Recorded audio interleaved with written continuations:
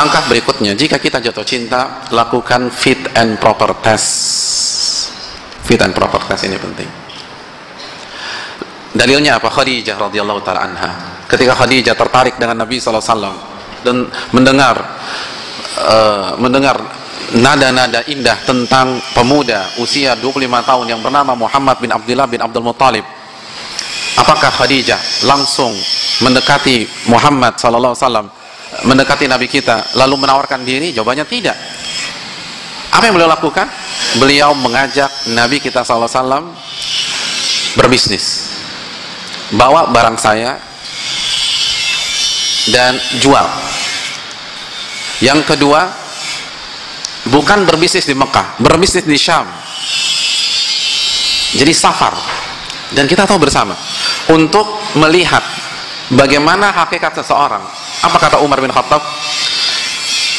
Umar bin Khattab menjelaskan dalam riwayat Al-Imam Ibnul Jauzi, ada seseorang merekomendasikan temannya, lalu Umar bin Khattab mengatakan, apakah engkau pernah safar dengannya? Kata dia, belum.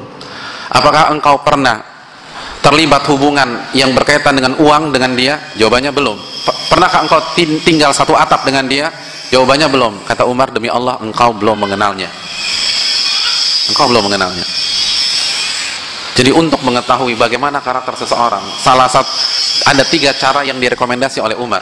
Safar, karena pada saat safar orang akan memperlihatkan tabiatnya. Yang egois, yang berbagi dia akan berbagi.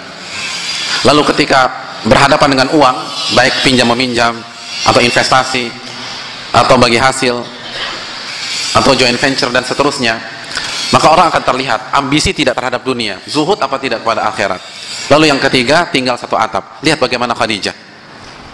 Sebelum Khadijah radhiyallahu taala anha maju ke pemuda yang bernama Muhammad bin Abdullah sallallahu alaihi wasallam, beliau meminta Muhammad untuk menjual barangnya, dan bukan di kota Mekah, di Syam. Sehingga Khadijah bisa melihat bagaimana kejujuran Nabi, amanat Nabi, akhlak Nabi, dan tanggung jawab Nabi dalam menjual barangnya, dan bagaimana tingkah laku beliau ketika beliau sedang safar. Jadi ini penting, ini urgent. Pastikan ketika kita jatuh cinta dengan seseorang, kita uji dia, benar nggak dia baik. Ini nggak ada masalah dalam Islam, selama tidak menzalimi dia.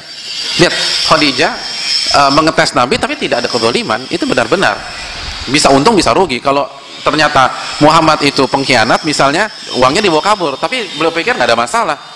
Yang penting saya tidak mendapatkan calon suami yang ternyata tidak baik untuk saya. Tapi ternyata Nabi kita SAW begitu indah akhlaknya, begitu mulia tutur katanya, begitu tinggi kejujuran dan amanatnya. Maka Khadijah setelah itu memberanikan diri untuk maju ke hadapan Nabi kita SAW. Jadi ini menunjukkan fit and proper test diperbolehkan. Dan saya ingatkan juga bahwa di antara penjelasan masalah ini adalah perkataan Al-Imam Ahmad bin Hanbal. Ini fatwa atau madhab Imam Ahmad, dan disebutkan sebagian para sahabat, jika Anda ingin menikah dengan mantan pelacur atau mantan pezina, maka tes dulu, jangan main mau aja.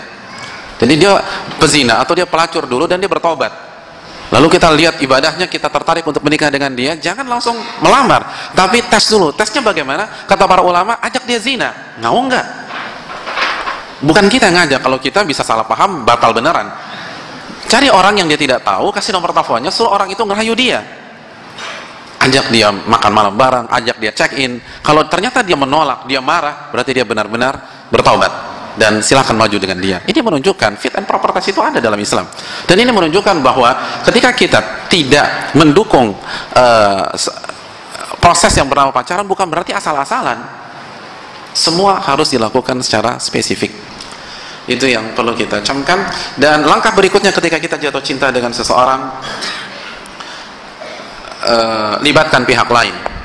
Libatkan pihak lain untuk mengecek orang tersebut, untuk mengenal orang tersebut. Lihat bagaimana Khadijah, ketika Khadijah meminta Nabi untuk safar ke Syam, maka Khadijah mengutus asistennya Maisarah, dan Maisarah laki-laki bukan wanita. Dan menariknya, Khadijah meminta Maisarah untuk tidak membantah Nabi SAW. Artinya tugas Maisarah hanya wait and see saja. Itu salah satu riwayat menyatakan bahwa Khadijah memberikan wasiat kepada Maisarah, tugas Anda adalah mendampingi Muhammad, diam dan lihat. Jadi tujuannya untuk memberikan data konkret di lapangan. Bagaimana Muhammad?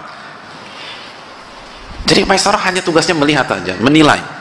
Gimana sih Muhammad? Tidak memberikan masukan. Karena kalau memberikan masukan bisa jadi Muhammad baik itu karena masukannya Maisarah, bukan karena awalnya baik. Ini luar biasa. Makanya Khadijah itu cerdas luar biasa. Oleh karena itu, salah satu cara kita mendapatkan pasangan yang benar adalah melibatkan pihak lain. Jangan ragu-ragu libatkan pihak-pihak yang kita percaya, yang amanat, yang bisa menilai orang, yang bijak, yang bisa memberikan masukan secara komprehensif. Libatkan mereka untuk dialog dengan calon kita tersebut.